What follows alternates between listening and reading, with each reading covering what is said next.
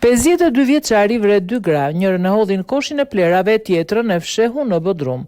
2 burra të moshës 52 dhe 5 vjeç janë arrestuar nga autoritetet greke të akuzuar për vrasjen me dashje në bashkëpunim dhe në vazhdimsi, si edhe për një rast të rënd përdhunimi.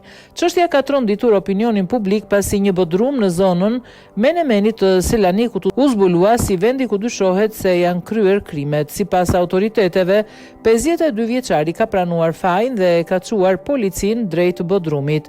Rasti doli në dritë natën e së premtes në 30 janar gjatë një emisioni investigativ.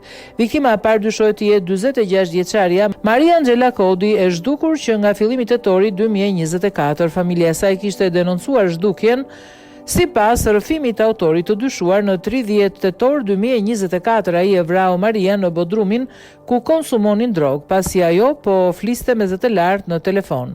Ai deklaroi se i mbylli gojën dhe mbyti, ndërsa më pas me ndihmën e bashkëpunëtorit hodhi trupin e saj në mbeturina.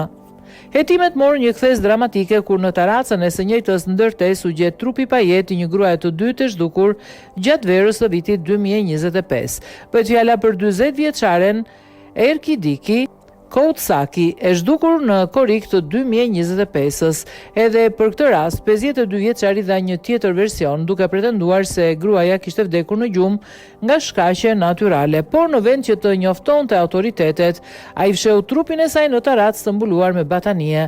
Sipas njoftimit zyrtar të policisë greke, vrasjet u zbardhën pas një hetimi të gjatë dhe të detajuar nga Njësia për luftimin e krimit organizuar në Greqinë Veriore.